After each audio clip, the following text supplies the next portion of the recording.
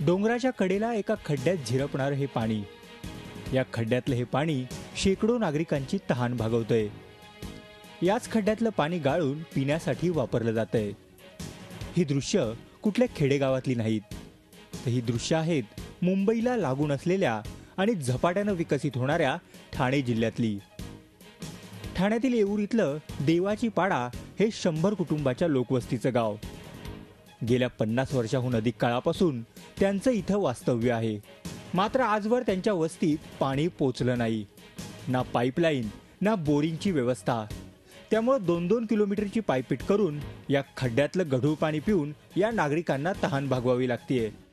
आमच्या इथे पाणी मिळत नाही. इथेच 100-150 घरं असतील जिथे पाण्यासाठी सगळे, एक घरात पाणी भरलं तर दुसऱ्या घरात पाणी मिळत नाही. एक बालदी पाणी घ्यायचं, त्याच्यातच आंघोळ करायची, त्याच्यातच कपडे धुवायचे, अशी आमची परिस्थिती आहे. घरात आयोजित लग्न समारंभासारख्या शुभ कार्यातही पाणी नसल्याचा फटका इथल्या नागरिकांना सहन करावा लागतोय. पियाचं पण तेच आणि कपडे धुवायला पण तेच. त्याच्यामुळं असं भरपूर पाणी भेटलं असतं तर आमच्या पोरांची लग्न बिग्न झाली असती. कारण लग्नाला पण पाणी नाही भेटत आणि पियाला पाणी भेटत नाही, कपडे धुवायला पाणी नाही भेटत आणि असं डब्याने भरायला लागतं. मग अख्खा दिवस पाणीला येऊन राहायला लागतं. आजवर इथल्या नागरिकांना लोकप्रतिनिधींनी निवडणुकीच्या वेळी पाण्याचं आश्वासन दिलं खरं, मात्र निवडणुकीनंतर या घोषणा हवेतच विरल्याचा आरोप इथले नागरिक करतायत.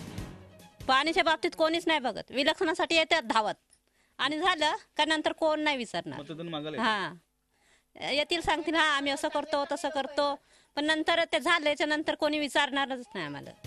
यावर ठाणे पालिकेकडून मात्र उडवा उडवीची उत्तरं मिळत आहेत. एकीकडे धरणांचा जिल्हा आणि तलावाचं शहर अशी ठाणे जिल्ह्याची ओळख. मात्र त्याच ठाणे जिल्ह्यातल्या एका भागात नागरिकांना खड्ड्यातल्या पाण्यावर तहान भागवावी लागतेय. ठाण्याच्या विकासाच्या गप्पा मारणाऱ्यांच्या डोळ्यात जळजळीत अंजन घालणारी ही दृश्य पाहून तरी कुंभकर्णी झोपेत असलेल्या प्रशासनाला जाग येईल का?